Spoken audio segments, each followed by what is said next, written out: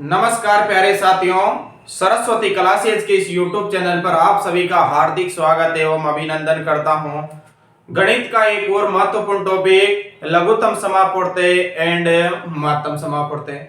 आप सभी को पता है कि लघुत्तम समापवर्तय और महत्तम समापवर्तय सभी प्रतियोगी परीक्षाओं के लिए एक महत्वपूर्ण टॉपिक है। जैसे चतुर्थ सरणी, वीडियो, पटवार और रीट लेवल फर्स्ट और रीट लेवल सेकंड के लिए यानी सभी के लिए महत्वपूर्ण टॉपिक होगा। तो देखते हैं लघुत्तम समापवर्तय क्या होता है और महत्तम समापवर्तय क्या होता है, यानी कि लिस्ट कॉमन मल्टीपल और हाईएस्ट कॉमन मल्टीपल। तो देखो सबसे पहले अपन चर्चा करेंगे यानी कि एलसीएम क्या होता है, उसके बाद देखेंगे एचसीएफ क्या होता है। देखो पहला है अपन का एलसीएम। एलसीएम क्या होता है और दूसरा होता है एचसीएफ। एलसीएम और एचसीएफ में अंतर क्या होता है, इनको अपन को समझना है। बिल्कुल बेसिक से ट्रिक तक जाएंगे अपन, ठीक है। तो देखो एलसीएम का मतलब होता है लिस्ट कॉमन मल्टीपल। इसका मतलब होता है लिस्ट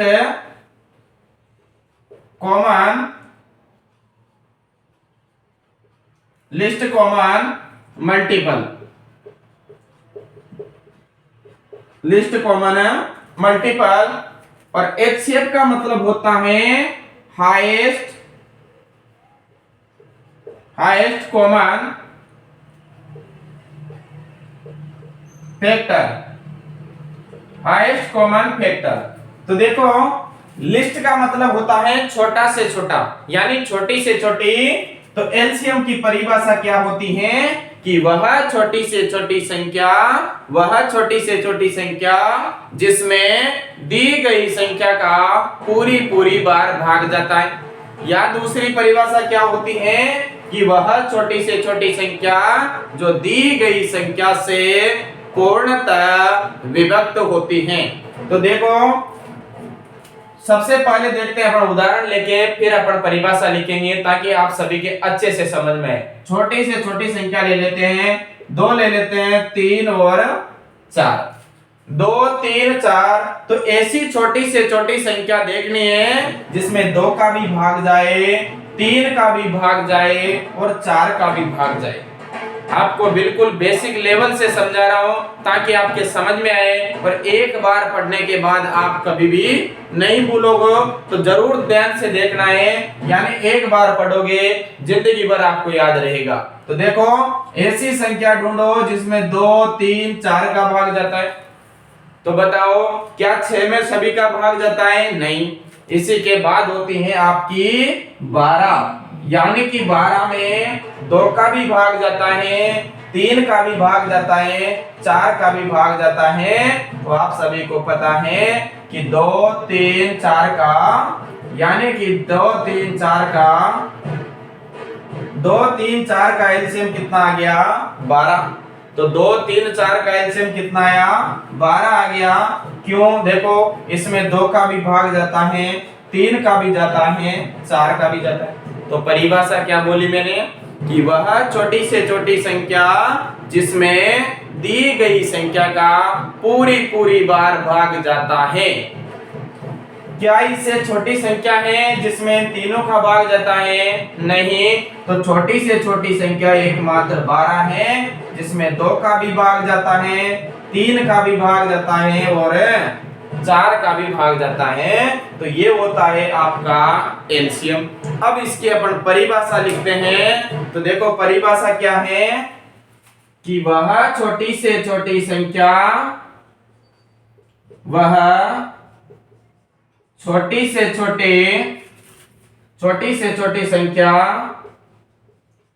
जो या जिसमें वह छोटी से छोटी संख्या जिसमें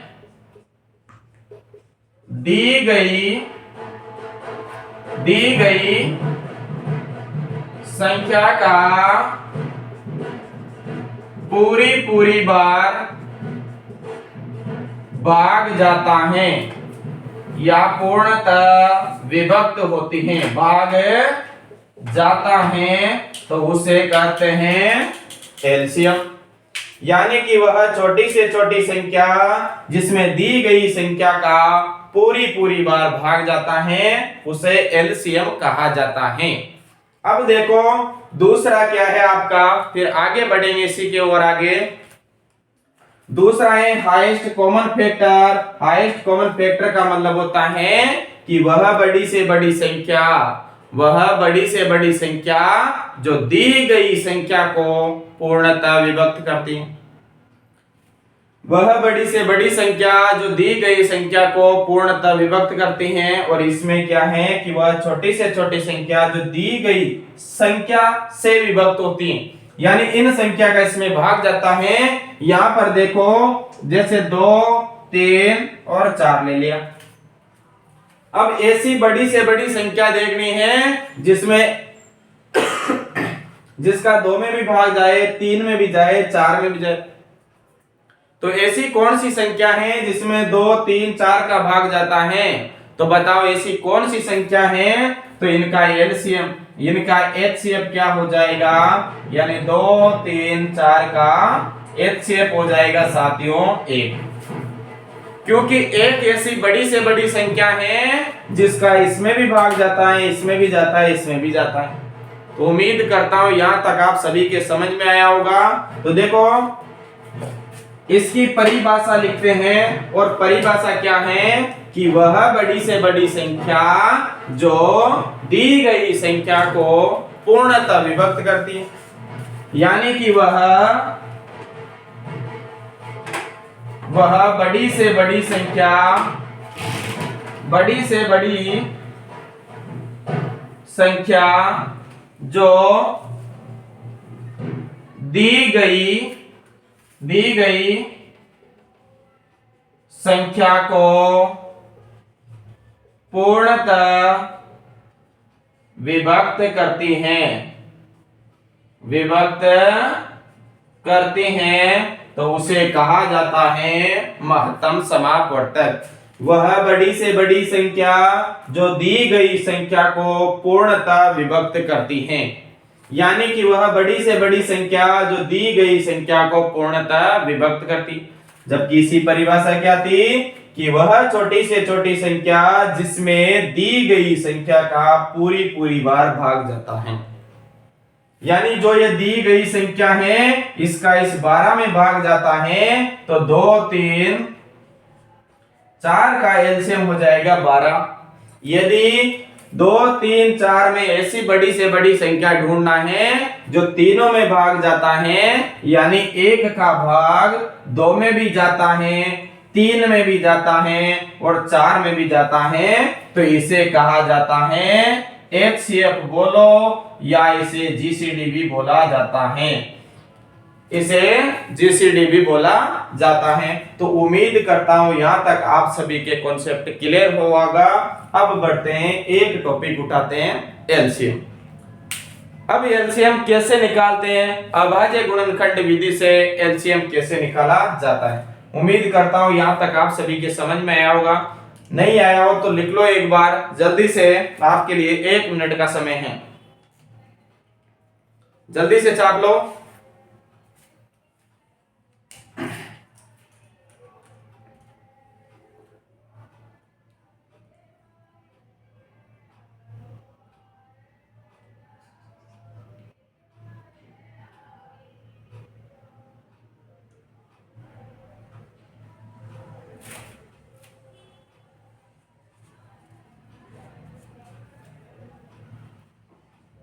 देखो बढ़ते हैं आगे की ओर।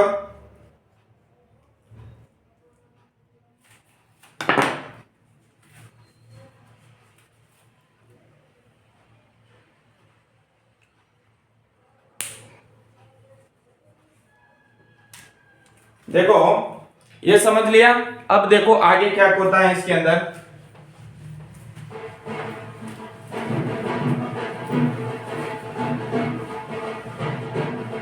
अभाज्य गुणनखंड विधि से कैसे एलसीएम निकाला जाता है और कैसे एचसीएफ निकाला जाता है। देखो जैसे मान लो उदाहरण लेता हूं मैं 18, 24 और 36। इनका आपको एचसीएफ और एलसीएम दोनों निकालना है। दोनों को साथ साथ इसी तरह बता रहा हूं ताकि आपके कंफ्यूजन ना हो। तो देखो अभाज्य गुणनखंड विधि से इन्हें कैसे सोल्व करते हैं। देखो अभाज्य गुणनखंड विधि से इस तरह से बिल्कुल आसान तरीका है, यानी इस तरह से अपन सोल्व करेंगे। 18, 24 और 36। अब देखो ऐसी छोटी से छोटी संख्या ढूंढो जिसमें तीनों में भाग जाता है। तो छोटी से छोटी संख्या है, इसमें 2 का भी भाग जाता है। 2 का भाग 18 में कितने बार गया? 9 बार। फिर 2 का भाग 24 में कितने बार गया? 12 बार। और 2 का भाग 36 में कितने बार गया? जल्दी से बता दो, 18 बार। अब देखो फिर किसका भाग जा रहा है इसके अंदर, जल्दी से बताओ। क्या 2 का भाग जा रहा है? हाँ सर। 9 में नहीं जा रहा तो 9 को एज इट इज उतार दो। 12 में जा रहा है 6 बार। 9 में 18 में कितने बार? 9 बार। फिर देखो 2 का भाग जा रहा है इसमें, हाँ 2 का भाग देंगे। 9 में नहीं जा रहा तो 9 को एज इट इज। 6 में जा रहा है कितने बार? 3 बार। और फिर 9 में जा रहा है 9 बार, यानी 9 में नहीं जा रहा तो 9 को एज इट इज उतार दो। अब बढ़ते हैं आगे की ओर। अब किसका भाग जा रहा है? यानी कि इसमें 3 का भाग जा रहा है। 9 में 3 का भाग 3 बार, 3 में 1 बार और 9 में 3 बार। फिर देखो इसमें किसका भाग जा रहा है? फिर जा रहा है इनमें 3 का, यानी 3 में 1 बार 1 बार 1 बार। यानी जब तक नीचे 1 1 नहीं जाता है, नहीं बचता है, तब तक हमें भाग देना है। तो आपका आंसर आ गया, यानी 18, 24, 36 का एलसीएम क्या हो जाएगा?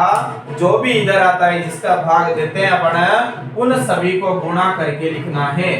इन सभी का गुणा आपका क्या कहलाएगा? एलसीएम कहलाता है। इन सभी का गुणा आपका एलसीएम कहलाता है। तो जल्दी से बता दो कि 18 एलसीएम ऑफ 18, आगे क्या है? 24 और 36 का एलसीएम क्या हो जाएगा? यानी कि 2 इंटू 2 इंटू 2 इंटू 3 इंटू 3, यही है ना।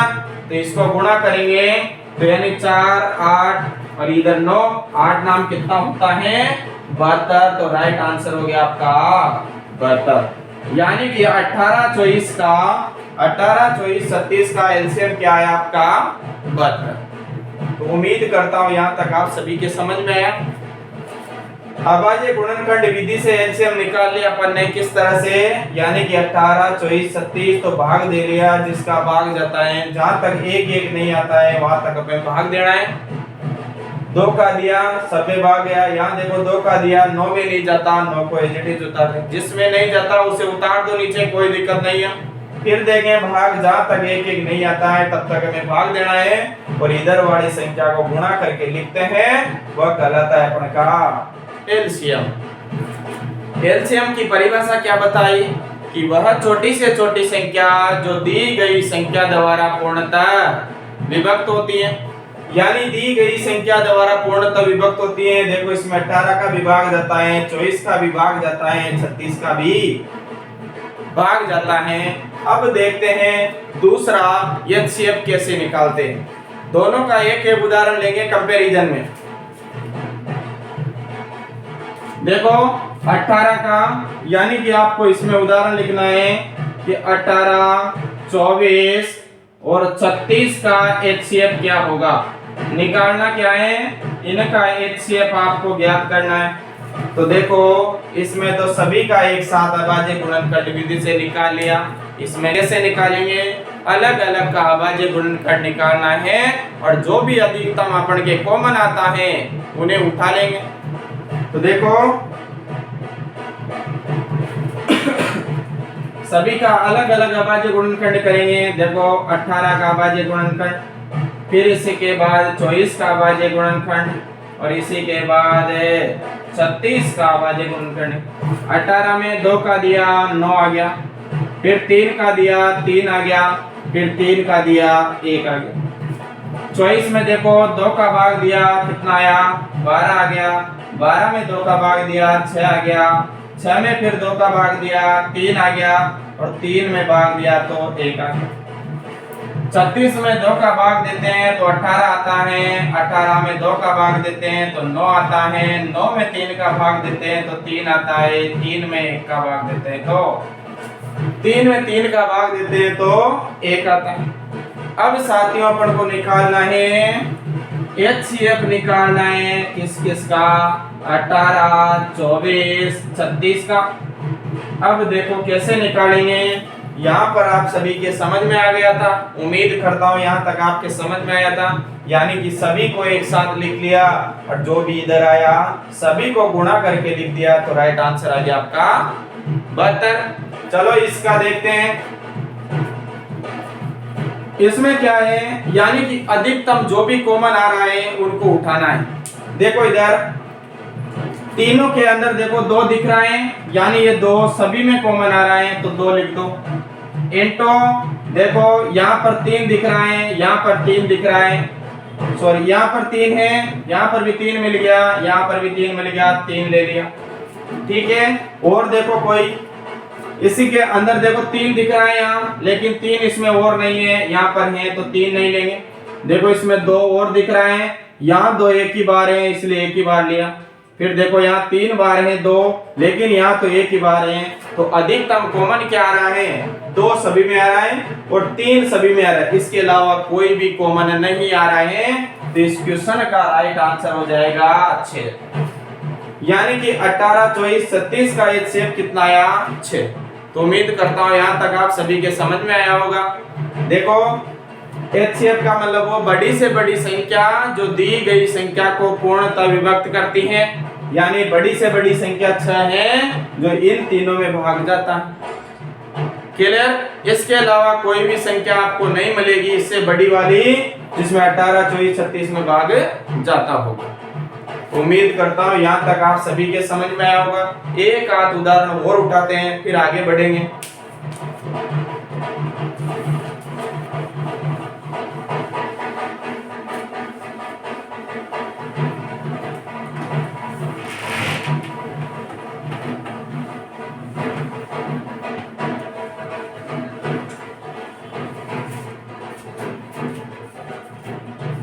नेक्स्ट क्वेश्चन देखो, नेक्स्ट क्वेश्चन है 12, 15, 18, 27। 12, 15, 18, 27 को अपन का निकालना है, एलसीएम निकालना है और निकालना है एचसीएफ। 12, 15, 18, 27 का एचसीएफ निकालना है। चलो जल्दी से छाप दो, राइट आंसर क्या होगा जल्दी से बताओ। चलो इस तरह से अभाज्य गुणनखंड विधि से अपन निकाल भी सकते हैं, लेकिन आपके दिमाग में भी सोच सकते हैं कि कौन सी संख्या हो सकती है जिसमें 12 का भी जाए, 15 का भी जाए, 18 का भी जाए, 27 का भी जाए, और ऐसी कौन सी संख्या हो सकती है जिसका 12 में भी भाग जाए, 15 में भी जाए, 18 में जाए, 27 में जाए। मतलब दोनों आपस में उल्टा है। इसका इसमें तो क्या होता है, जो दी गई संख्या होती है इसका भाग दिया जाता है, और यहाँ क्या होता है, जो संख्या अपन निकालते हैं उसका इनमें भाग जाता है। बस बिल्कुल उल्टा है। तो देखो कैसे करेंगे सोल्व, जल्दी से बताओ। इसका तो बिल्कुल आसान तरीका, इस तरह से लिख देंगे 12, 15, 18, 27। छोटी से छोटी संख्या का भाग देंगे। कौन सी संख्या का बोलो। सबसे पहले दे दू 2 का, कितने बार, 6 बार। 15 में नहीं जा रहा तो 15 को एडिट, 18 में जा रहा है 9 बार, 27 में नहीं जा रहा 27 लिख दिया। इसी के बाद देखो 2 का जा रहा है, क्या जा रहा है 3, यहां देखो 5, सॉरी 5 क्या 15, 9 में नहीं जा रहा 9 उतार दिया, 27 में नहीं जा रहा 27 उतार दिया। अब बढ़ते हैं आगे की ओर, 3 का भाग देते हैं। 1 बार गया 3 में, इसमें 5 बार गया, यहाँ 3 बार गया और यहाँ 9 बार।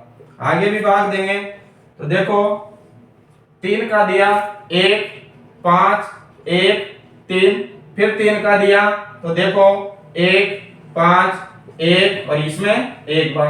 अब किसका जा रहा है, 5 का, सभी में 1 1 बच गया। तो बताओ राइट आंसर क्या आ गया, इनका एलसीएम क्या आया बताओ, इनका गुणा, यानी इन सभी संख्या का गुणा ही क्या कहलाता है आपका एलसीएम। इन सभी का गुणा एलसीएम कहलाता है, तो इन्हें क्या कर देंगे, गुणा। तो बताओ जल्दी से राइट आंसर कितना आया, यानी कि 2 into 2 into 3 into 3 into 3 into 5। तो बताओ क्या है इसका राइट आंसर, जल्दी से छापो। 15 15 छक्के 90 और 9 छक्के 54, 540। ठीक है, देखो 5 × 15 हो गया, और ये 6 हो गया, और ये भी 6 हो गया, यानी 15 छक्के 90 और 9 छक्के 54, यानी कि राइट आंसर कितना आया, 540। तो राइट आंसर कितना आ गया इसका, 540। तो इनका एलसीएम कितना आ गया, 540। अब बची बात एचसीएफ की। उम्मीद करता हूं यहां तक आप सभी के अच्छे से समझ में आया होगा। आ गया समझ में? देखो अब इधर देखते हैं, एचसीएफ का मतलब 12 अलग, 15 का अलग, 18 का अलग और 27 का अलग। चलो छाप दो जल्दी से। 2 का जा रहा है 6 बार, फिर 2 का जा रहा है 3 बार, फिर 3 का जा रहा है 1 बार। ये तो मैंने आपके लिए अभाज्य गुणनखंड वाले में बता दिया, ये निकालना तो बिल्कुल आसान है। चलो इसमें किसका जा रहा है, 3 का कितने बार, 5 बार, 5 का 1 बार। इसमें देखो 2 का जा रहा है 9 बार, और 3 का जा रहा है 3 बार, फिर 3 का जा रहा है 1 बार। इसमें देखो 3 का 9 बार, 3 का 3 बार, फिर 3 का 1 बार। अब बताओ इनमें कॉमन क्या दिख रहा है, चारों के अंदर, चारों में एक ही संख्या कॉमन दिख रही है, यानी कि 3 दिख रहा है, यहाँ पर भी 3 दिख रहा है, 3 दिख रहा है, 3 दिख रहा है। बाकी और कोई भी संख्या चारों के अंदर कॉमन नहीं है, तो इनका एचसीएफ क्या आ जाएगा, इनका एचसीएफ आया 3। तो राइट आंसर क्या आ गया, 3। तो चलो यहां तक आप सभी के समझ में आया होगा। नेक्स्ट फॉर्मूला लेते हैं।